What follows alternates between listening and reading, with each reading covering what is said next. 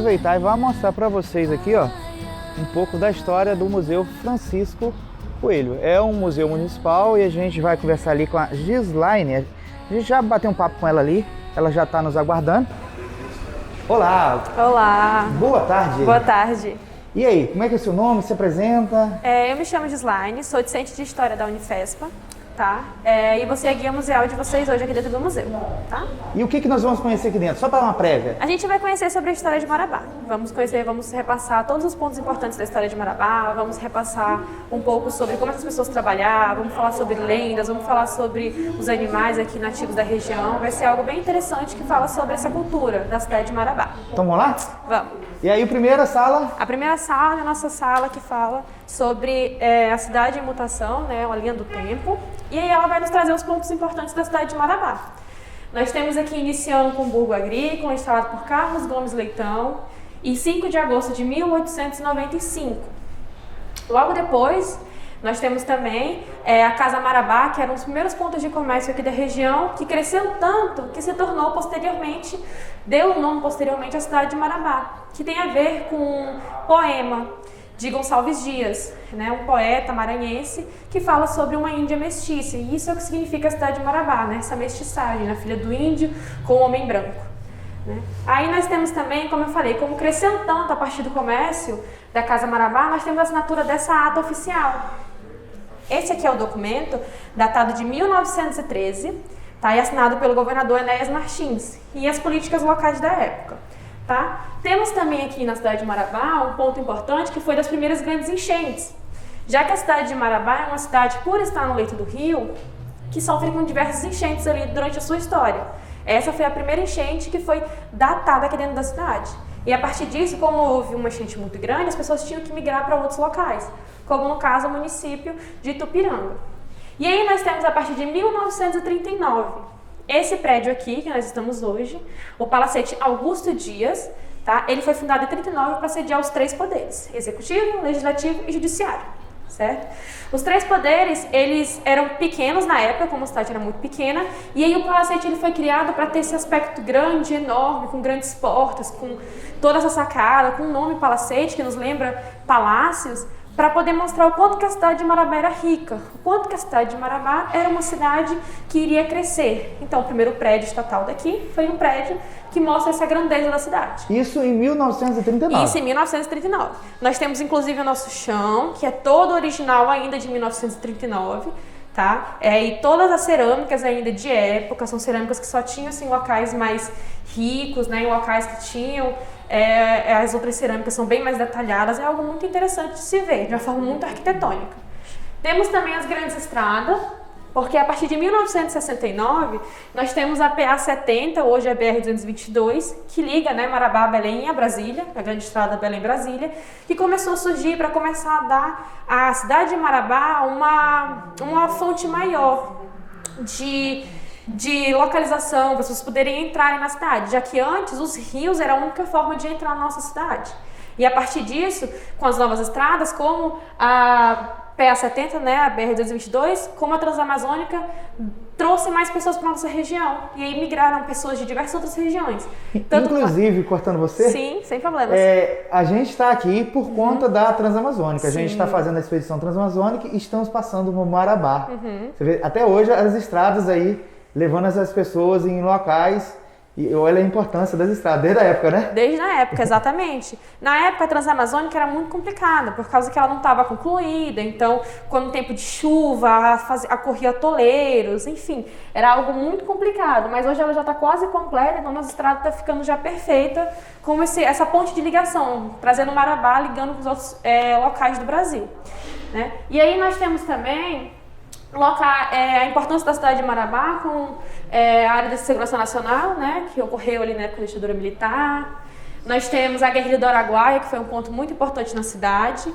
Foi um conflito armado que ocorreu ali no Rio Araguaia e que teve uma importância aqui para a cidade de Marabá, já que o exército ficava aqui na época, né? Certo. E aí nós temos também o garimpo de Serra Pelada. A Serra Pelada foi o maior garimpo a céu aberto do mundo, sendo esse que atraiu só para a cidade de Marabá mais de 100 mil pessoas, 100 mil pessoas só para Marabá. E essas 100 mil pessoas é apenas contando os homens, sem contar as mulheres que vinham, as crianças, né, as famílias que vinham. Então a cidade de Marabá começou a ter um excesso populacional muito grande. E aí, para piorar a situação da cidade de Marabá, que tinha aumentado assim, em diversos pontos, né, nós temos então a grande enchente.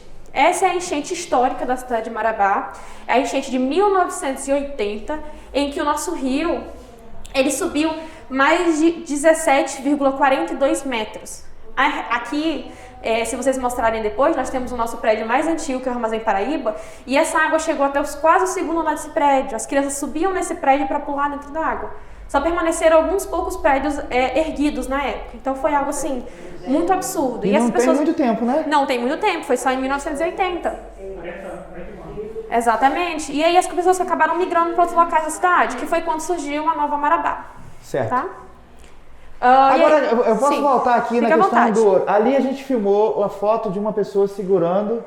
Esse é ilustrativo ou aquela pessoa ali tem algum a ver com a história do ouro? Então, aquilo lá é uma rocha laterítica, a gente vai falar um pouquinho mais na frente, mas ele é o Breno Augustus, né, o geólogo, Breno dos Santos, que descobre a Serra dos Carajás. Né? Então ali a fotinha dele mostrando, né, quem foi a pessoa que descobriu o maior local, a maior jazida de minério de ferro do mundo. Certo. Né? Então a gente vai falar um pouquinho mais à frente nas nossas novas salas. Show. E aí nós temos então a nossa orla, a orla aqui da cidade de Marabá, bem próximo do nosso museu. Ela foi inaugurada em 2003. E tá muito linda, né? Exatamente. E o nosso shopping, que o primeiro shopping da cidade de Marabá só chegou aqui no dia 7 de maio de 2013. Bem recente, né? Exatamente, muito recente. E aqui são alguns objetos de época.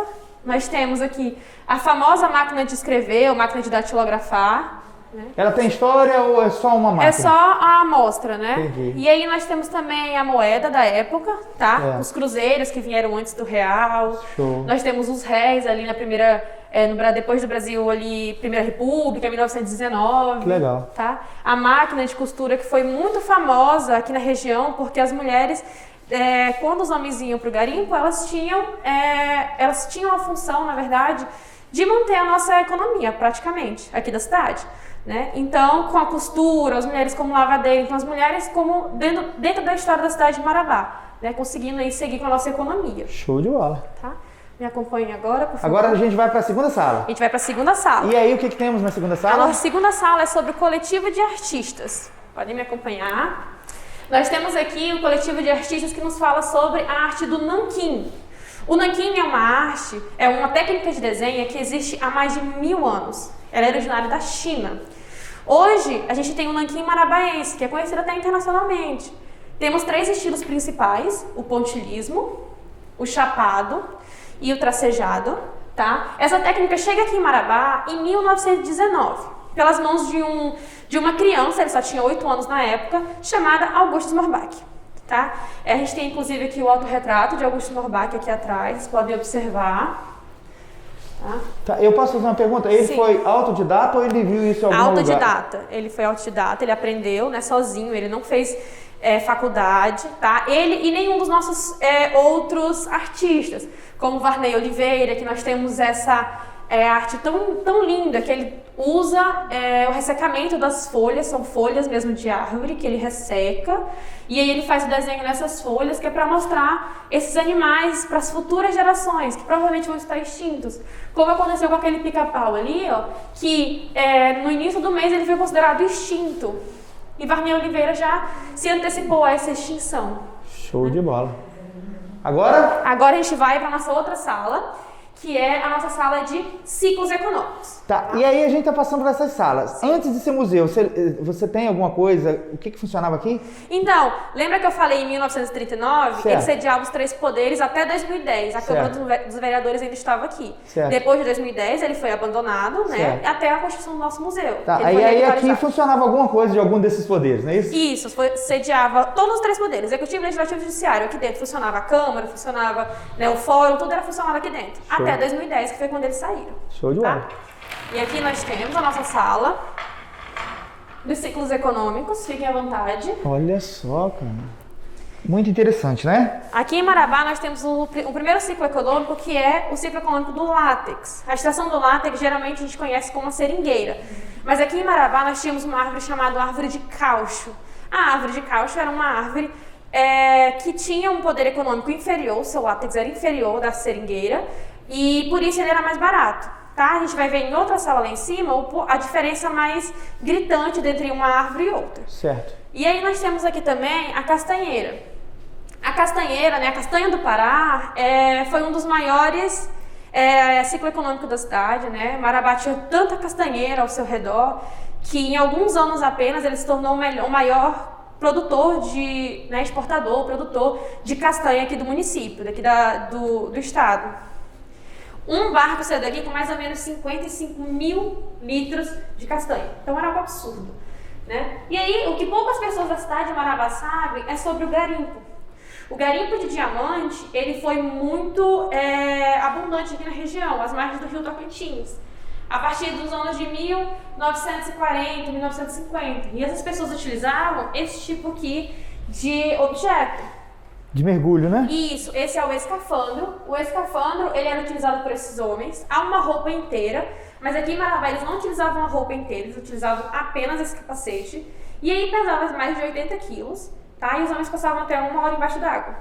Como não existia cilindro de oxigênio, então essas pessoas elas só conseguiam passar ar, essas pessoas só conseguiam respirar quando um amigo lá de cima passava ar através de uma máquina chamada sanfona ou manivela para essas pessoas respirarem. Muita gente morreu, né? Muita gente morreu, muita gente. Pressão da água, por ter ficado enganchado, faltar ar, aconteceu alguma coisa, as pessoas acabavam morrendo. Tá? E aí nós voltamos aqui para a madeireira, que eu acho que a madeireira é autoexplicativa. Né? O que foi o ciclo da madeireira? Foi quando essas árvores começaram a ser cortadas, né? Para utilizar tanto na produção de cala, tanto para abrir as estradas, tudo isso aconteceu. E a madeireira teve essa ascensão. Logo depois nós temos os ciclos econômicos mais presentes, que é o agronegócio, a agroindústria e a agropecuária e a produção de minério. Show de bola. Posso fazer uma pergunta? Pode fazer. Hoje, desses todos os ciclos, quais deles ainda continuam na região? A gente não tem mais tanta castanha aqui na região. Não tem tanta castanheira quanto tinha antes.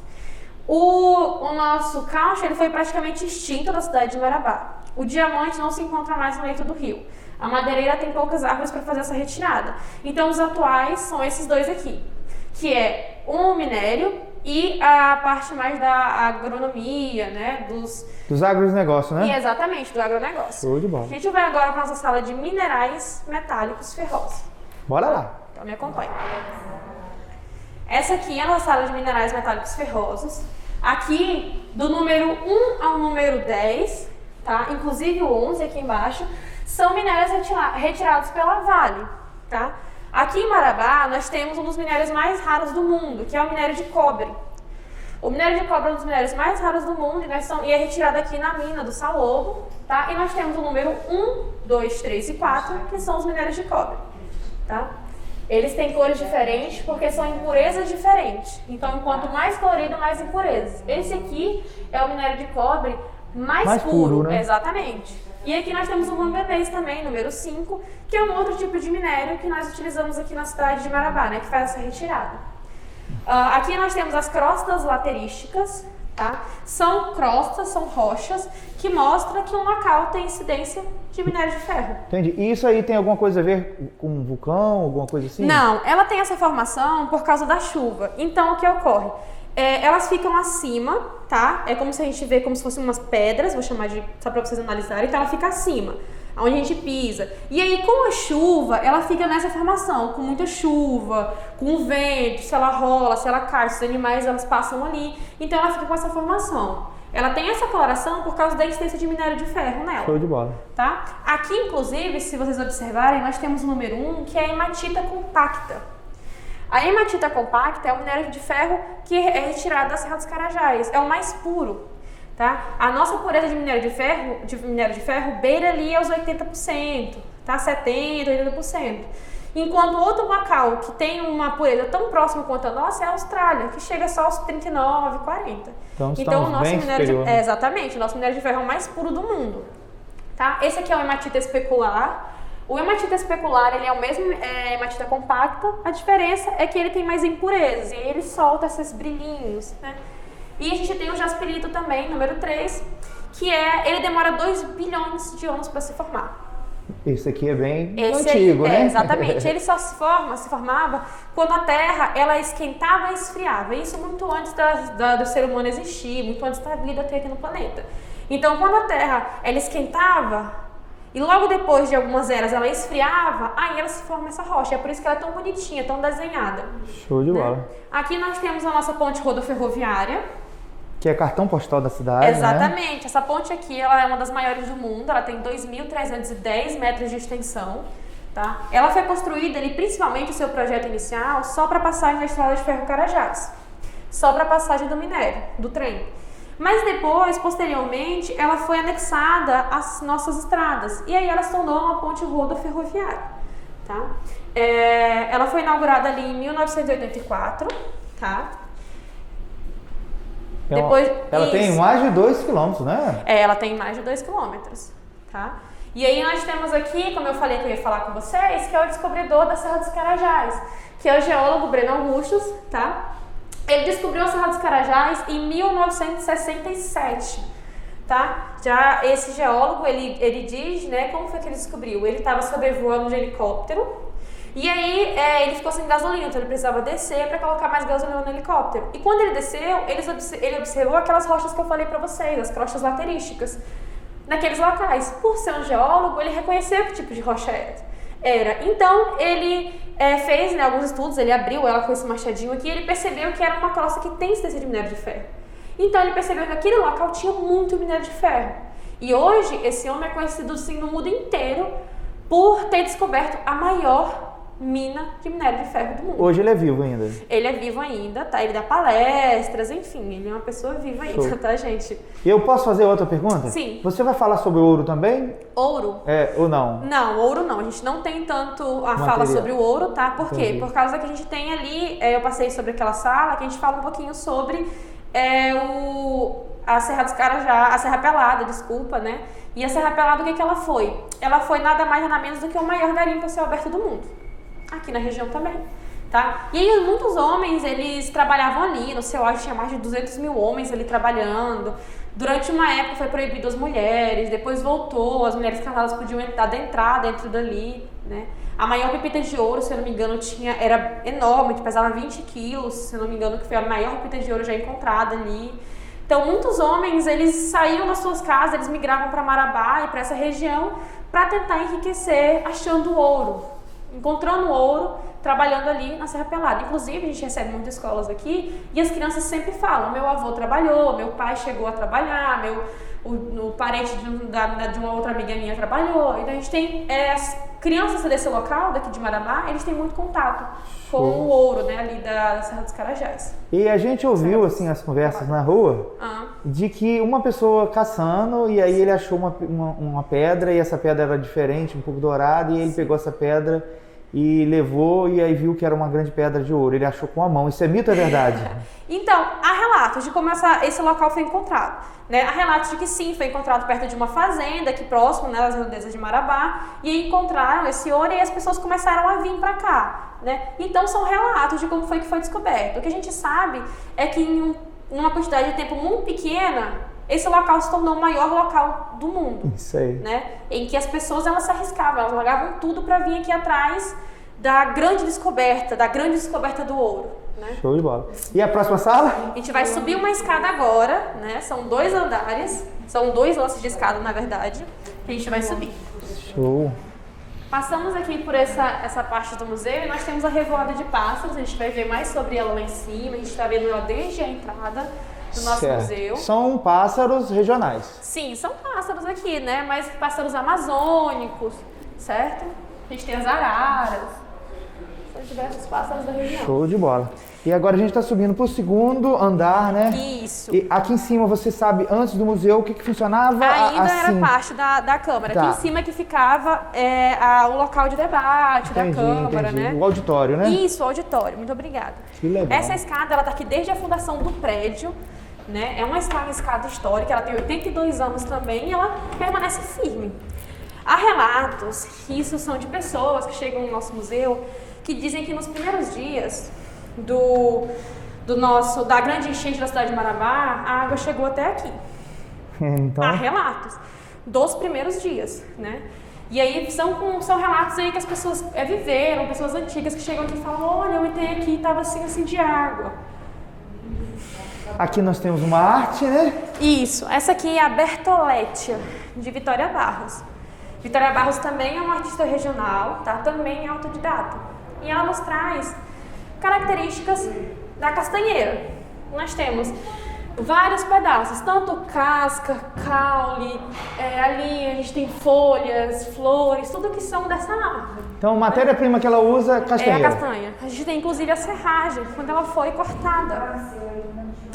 Quando ela foi cortada, quando ela foi ali transformada e quando ela chegou no seu produto final. Então essa árvore tão grande, que chega aqui na nossa cidade, tem tanta influência, é uma das maiores árvores do mundo, ela foi transformada nesses pequenos enfeites. Show de bola. Mais revoada de pássaros, tá? O artista é Valdelena Diogo, tá? Emanuel Franco, que foi o curador dessa obra. E eles fazem também para vender ou só exposição? Eu não tenho essa informação, mas provavelmente sim, porque é feita da árvore do Miriti, ou Buriti. É uma árvore que tem grande abundância em locais aqui mais no sul e sudeste. Show. Uma árvore muito leve, tá? Me acompanhe. E agora estamos na sala? Na sala da arqueologia. Tá? A arqueologia, ela é o estudo do passado e do presente através da materialidade. Tá? E aí nós temos aqui, inclusive, algumas peças, né, que foram encontradas no sítio arqueológico do Espírito Santo. Esse sítio arqueológico é um dos mais antigos da cidade do Marabá, que fica próximo ali às praias de São Félix. Nós temos, a partir do número 21 até o número 28, todas essas peças, elas são machadinhas. Então elas eram utilizadas para fazer a quebra de material. Seja para derrubar uma árvore, para quebrar um coco, seja para castanha do Pará, para quebrar uma castanha, para quebrar um osso. Essas comunidades indígenas utilizavam. Tá? As comunidades indígenas que viviam aqui, de acordo com alguns estudos, eram as comunidades indígenas Cricategê, Parcategê e Kikategê. Tá? Eram essas três comunidades indígenas que viviam aqui. Mas nós temos outras comunidades indígenas, como o Zaqueuara Suruí, o Xicrim de Cateté. Nós temos ali essas pessoas que vivem mais ali à margem da Rua Sororó, que vivem aqui, né? Desde os primórdios aí da cidade de Marabá. Eu ia fazer essa pergunta. Aqui ainda existem, então, tribos indígenas? Muitas. Aqui na cidade de Marabá nós temos muito. Nós temos uma reserva indígena chamada Reserva Indígena Mãe Maria, que fica na saída, inclusive a gente vai ver uma última sala que vai falar sobre isso, que ela fica na saída de Morada Nova, né, um bairro mais distante da cidade de Marabá, chegando em Bom Jesus. Tá? A gente vai tocar nesse assunto mais na frente, me lembrem, tá? Aqui nós temos algumas cerâmicas, tá? Que era utilizada para guardar água, que era utilizada para guardar grãos, né? Elas não eram utilizadas sobre o fogo, tá? E tudo indígena. Tudo indígena, tá? Inclusive aquela lá, ela vem do sítio arqueológico do Paracanã. E esse tipo de pintura, esse tipo de decoração, são oriundas principalmente dessa etnia, né, dos Paracanã. Aqui nós temos esse tipo de técnica aqui, é chamada de ungulamento, que é feita para enfeitar essas peças. Então, quando ela foi produzida, eles foram espetando com a unha. Com a unha. Com a própria unha, para fazer toda essa técnica, tá? Show. Agora me acompanhe. Pessoal, olha só, e a gente está sendo acompanhado aqui por esse casal que está nos seguindo aí. Desde ontem, né? Olha, a gente vai entrar agora numa exposição, tá? Que vai ficar até dia 30 de novembro aqui no museu. Ela foi inaugurada ontem, tá? E é uma exposição que fala sobre a violência contra a mulher, tá? São cenas um pouco fortes, então eu peço que vocês não se assustem, né? Não fiquem... Entendi. Tá. São fotos ilustrativas, né? São fotos ilustrativas. Não tem nada real, né? Não tem nada real. São fotos que essa artista, né, que foi a Lara Borges, ela nos traz para falar sobre a violência dessas mulheres. Que as mulheres são violentadas diariamente, né? Aí nós temos a violência psicológica também, que é uma violência que as pessoas pouco falam. Nós temos uma ficha aqui, né, que mostra, que fala qual é o objetivo da Lara de fazer essa exposição, né? A gente sabe que é chocante, mas que é muito necessário o debate e a comunicação para falar sobre esse tipo de assunto. Tá, e esse local, vocês usam também para outras exposições? Sempre tem alguma exposição aqui? O nosso museu, ele tenta trazer isso, né? Novas exposições, né? A gente tem essa sala aqui, que é a nossa sala de exposições temporária, que é para trazer essas exposições de artistas regionais, de artistas aqui, para ser um museu em mutação, um museu que muda, um museu que segue a cultura da região. Então, esses artistas trazerem e mostrarem tudo que você sabe, né? Mostrarem seus quadros, mostrarem suas amostras culturais. Show de bola. E agora a gente vai para a sala de exposição temporária, que nós vamos trazer um pouquinho da cultura indígena, tá? Me acompanhe. A gente vai dar uma voltinha para ver todos os materiais que estão nessa sala e depois eu volto aqui para a gente poder conversar e falar sobre ela. Tá, aqui o que a gente está vendo você vai falar, mas eu já tô falando, são materiais usados mesmo pelos índios. Sim, são materiais utilizados pelas comunidades indígenas. Como eu falei, a nossa cidade ela tem uma quantidade de comunidades indígenas muito grande. Tá? Temos diversas aldeias vivendo ao redor da cidade, diversos indígenas vivendo aqui dentro do núcleo da cidade também. Né? A nossa Unifesp, a nossa faculdade, ela tem ali bolsas, tem ali cotas exclusivas para as comunidades indígenas para que eles sejam inseridos dentro da comunidade acadêmica. Tá? Essas peças que estão expostas, elas foram, inclusive esse vídeo, retirados da última festa do Caruara, que é uma festa da comunidade Aqueuara Suruí, que faz a expulsão de espíritos maus ou que ele traz espíritos bons para essa aldeia. Né? Ela acontece ali mais ou menos de 4 em 4 anos, tá? Mas que todos esses objetos aqui foram doados por essa comunidade desde a última, que ocorreu em 2019, antes desse caos da pandemia, antes de fecharem as aldeias. Algumas das nossas aldeias, as escolas vão lá, elas é aberta para visitação, tá? Mas hoje, de acordo com o último relato, ela ainda está fechada por causa da Covid-19. Tá? Mas futuramente vocês podem entrar nas aldeias para conhecer. E aí a gente vê o antigo misturado com o moderno, que a gente vê lá uma sandália já. Isso, por de quê? borracha. Exatamente, porque né, as comunidades indígenas elas não estão paradas no tempo. São comunidades indígenas que ainda hoje elas mudam, assim como nós mudamos, então elas incorporam diversos aspectos tecnológicos hoje na sua vida. Show. Né? E aí nós temos todos os objetos utilizados nessa festa, são objetos muito sagrados, tá? Aqui também foram utilizados na Caruara, nós temos aí um cocá, tá? Utilizado principalmente ali, seja pelos chefes, seja ali pelos curandeiros, né? São pessoas que utilizam os cocais. E aqui nós temos as pinturas corporais, tá? São as pinturas corporais dos Aqueuara Suruí e do Xicrim de Cateté. Tá? Nós temos aqui uma espinha de peixe. Certo. Isso aí, ela é feita no índio. Isso aqui é feito no índio. Aqui é só uma ilustração de como é que funcionam essas pinturas. E cada tipo de pintura dessa aí tem um significado. Significa um animal. Nós conhecemos 3. Nós temos a espinha de peixe, a pata de bode e ali em cima nós temos a tartaruga. Tá? E aí, quando eles fazem essa pintura corporal, eles querem trazer uma característica. Eles querem trazer uma característica boa daquele animal. Ou seja, quando fazem a pintura do símbolo ali da tartaruga, eles querem serem silenciosos como a tartaruga. Vocês já viram uma tartaruga ou um jabuti? Ele é muito silencioso. Então, eles querem ser silenciosos, eles querem se esconder com facilidade, serem resistentes. Numa festa, num ritual, em algum esporte, pode ser importante. Então, são coisas culturais e religiosas dessas comunidades. Show de bola, show de bola. Então, agora vamos para outra sala. Aí, essa exposição aqui, ela vai ser permanente ou não? Então, a nossa sala tem o objetivo de ser temporária, tá? Então, a gente está procurando novas exposições para poder assumir o local dessa, né? O lugar dessa. Show de bola. Certo? Essa aqui vai demorar um pouco. Deixa eu só. Tá. Segura para mim, por favor. Segura. Então, eu queria falar lá dentro, eu tenho que esperar um pouquinho aqui, tá? Por quê? A gente vai entrar agora na nossa sala de lendas regionais. Certo. O que são as lendas regionais, né? Elas são adaptadas tanto da floresta como da própria cidade.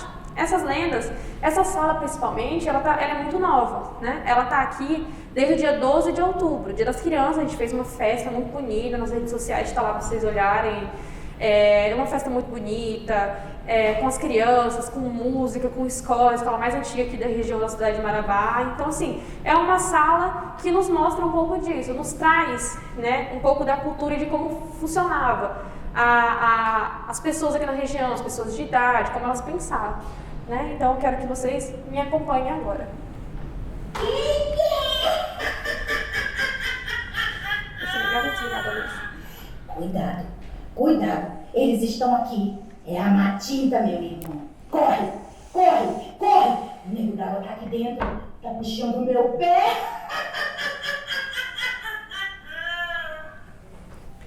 Então, essa sala, como eu falei, ela nos traz um pouco, né, de como as pessoas pensavam. A maior parte dessas lendas, elas nos traz ali na época da extração do látex, da colheita da castanha. Nós temos algumas lendas, como o boto, tá? Boto cor-de-rosa. Nossa representação, ele tá branco, mas enfim, ele se vestia de branco para poder, né, conquistar as mulheres. Nós temos o Saci Pererê, outra lenda da Amazônia, tá? E a gente tem a Porca de Bobs. A Porca de Bobs, ela também é muito conhecida na região amazônica, mas há relatos aqui da cidade de Marabá. Dizem que viam a Porca de Bobs ali no estádio Zinho Oliveira. Né? A Porca de Bobs nada mais foi do que uma mulher que batia na sua mãe ou não obedecia a ela, e por causa disso, ela acabou sem querer matando a mãe. E quando ela fez isso, nos últimos suspiros de vida, a mãe dela amaldiçoou. Como ela odiava os porcos, ela ia se transformar num porco. Ela ia viver como aquilo que ela odiava, por causa de todo o mal que ela fez para a mãe dela. Né? E aí dizem que lá no estádiozinho Oliveira viam muito a Porca de Bobs, ouviam a Porca de Bobs. Né? É um estádio aqui da região, bem antigo também, e eles dizem que ela passava por lá. Outra lenda que nós temos também é a do Nego d'Água. É uma lenda que viam os meninos, esse Nego d'Água, ele ia atentar, ele era uma criança que atentava, né? Uma palavra mais do local, ali na beira do rio. Ele acabava indo lá, sumir com as roupas das mulheres, ele acabava entrando dentro do rio e acabava afugentando os peixes dos pescadores. Então ele era um garotinho muito, muito, muito espirituoso. Muito sapeca, né? Exatamente. E aqui nós temos também a Mulher de Branco, né? É uma lenda que ela é passada em quase todo o país, né? A gente sempre tem um país que existe a Mulher de Branco. Em alguma região tem a Mulher de Branco. E aí aqui no Marabá, ela ficava ali nas portas dos antigos cabarés, né? Como? Ela era usada para isso, para impedir que os homens fossem para lá. Então a Mulher de Branco, ela ia, e aí ela andava, ela ia pelo cemitério, ela andava ali até chegar na igreja aqui na Velha Marabá, para poder, e aí diz que ela ficava muito grande, e as pessoas sentiam que ela estava tão grande quanto ela. E no final, ela sumia, desaparecia, e o homem ficava procurando ela e nunca achava. Né? E nós temos a mais famosa, que é a Boiúna. Qual lenda mais famosa do que a famosa Boiúna? A gente tem inclusive na representação aqui, né, a nossa ponte, que a gente mostrou lá embaixo.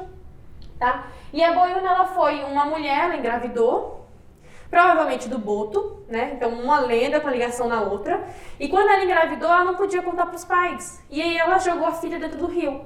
E aí o boto recolheu a filha dele e transformou ela numa cobra. E essa cobra, ela queria só se transformar em humana de novo. Então ela ia nos sonhos dos pescadores e falar: olha, eu preciso que você me beije, mas você não pode. Ela ia como uma mulher linda nos sonhos. Eu preciso que você me beije. Você precisa me beijar para me poder despertar, para quebrar a minha maldição.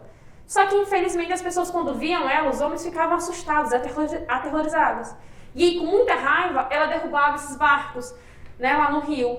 Então, ao anoitecer, era bom os homens não ficarem no barco. Por quê? Por causa que a boiúna não podia derrubar, podia virar o seu barco. E até hoje ninguém beijou ela. Ninguém beijou ela, até hoje. Né? E ainda é muito vista. O Nego d'Água já foi visto ali na orla ali, quando está escurecendo, dizem que vê a cabeça do Nego d'Água. Uma senhora veio aqui e disse que viu a Matinta Pereira. Tá, a Matinta Pereira está me chamando a atenção porque ela é uma lenda de todo o Pará. Porque a gente viu essa lenda muito forte também na ilha de Marajó. Sim.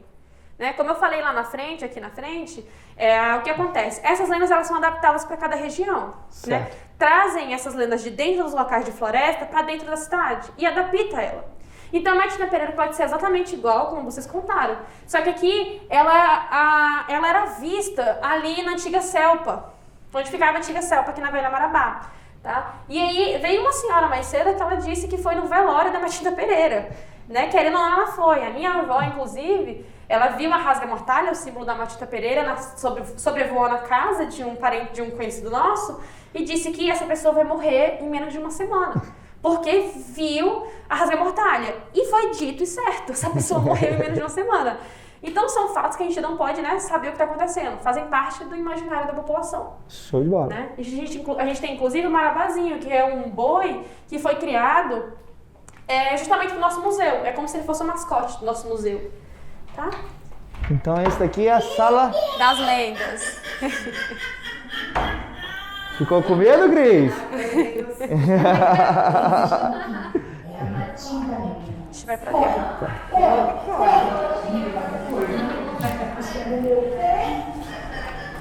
Isso, agora me acompanhe. Agora? Agora a gente vai para uma exposição de um artista local chamado Domingos Nunes, tá?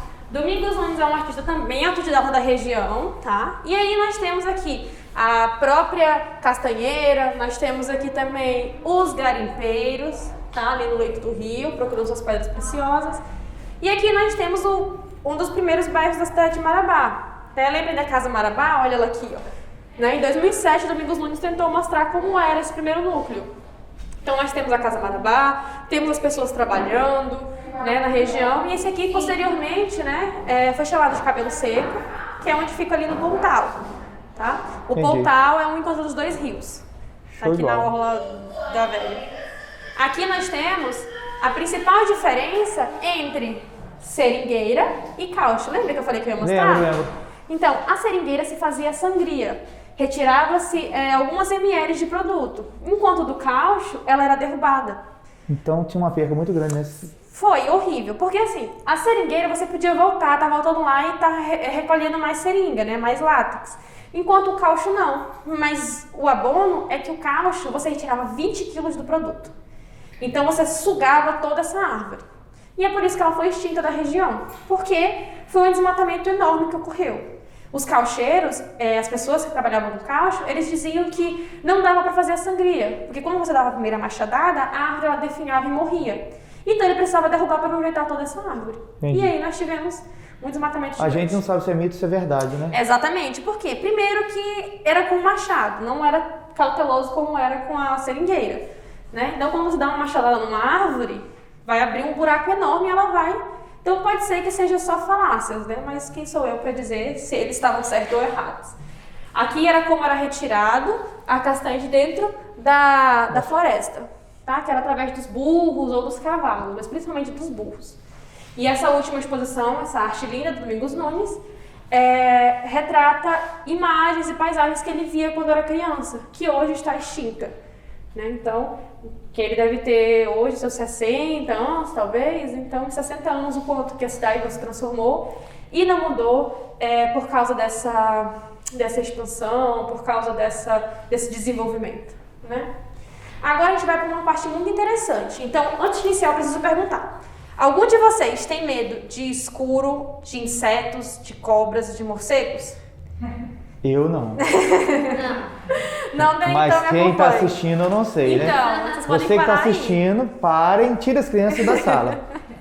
A gente vai agora para nossa parte da geologia, espeleologia e botânica. E é uma sala bem escura, É né? uma sala bem escura. Algumas crianças têm medo. Depois que você sai da sala das lendas, para chegar aqui, é difícil. Aqui nós temos a nossa parte da geologia. Olhem só. Nós temos diversas rochas ígneas e metamórficas, né? E nós temos principalmente os nossos fósseis. Aqui no Pará, a gente não tem tanto fóssil. Por quê? Por causa que o nosso solo, ele é muito ácido. E por causa disso, os fósseis eles não são preservados, né? Mas como vocês acabaram de ver, nós temos alguns fósseis, como esse que parece um peixe. Ele é um peixe que ele foi fossilizado, ele foi transformado numa pedra. Ele era uma matéria orgânica e se transformou numa pedra.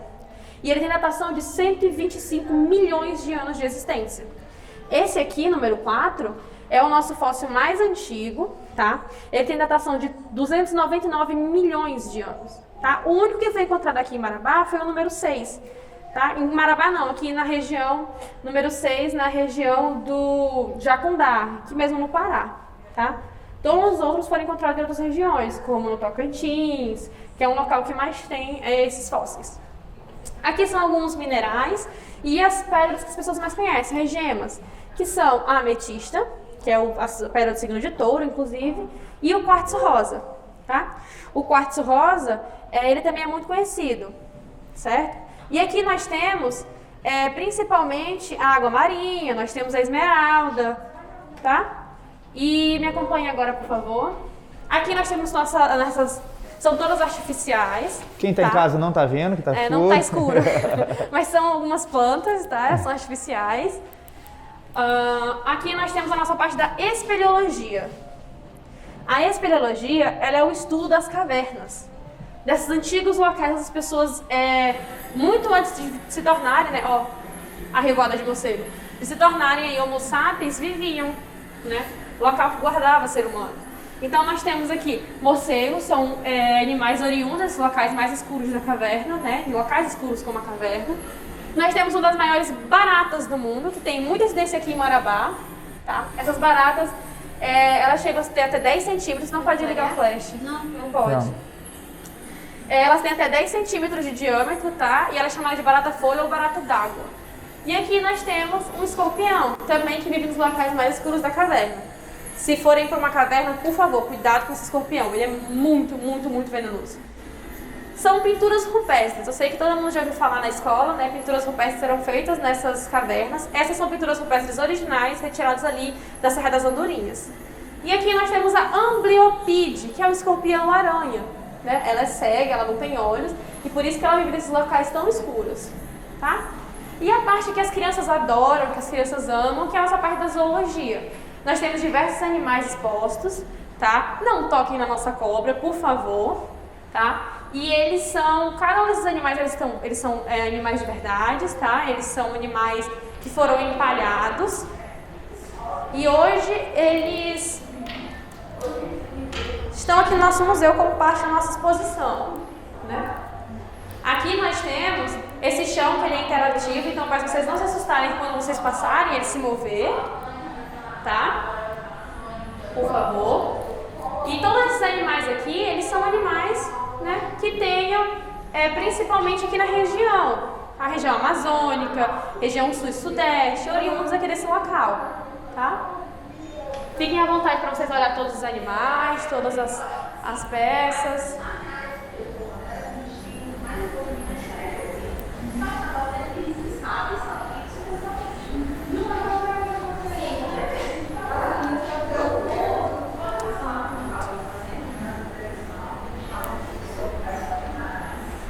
O que poucas pessoas sabem é que na região amazônica nós também temos um guaxinim.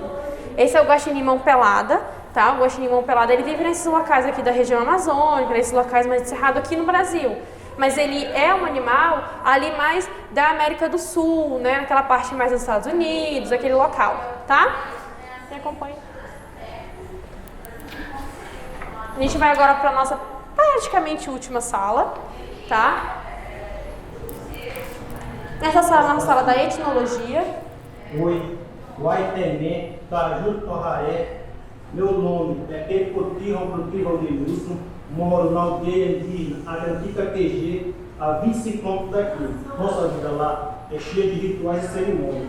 E pintar nossos corpos é parte do nosso dia a dia. Na aldeia, meu povo trabalha na roça, na pescaria, na coleta de castanha e no cuidado com a floresta. Quando a gente é criança, a gente aprende observando os mais velhos.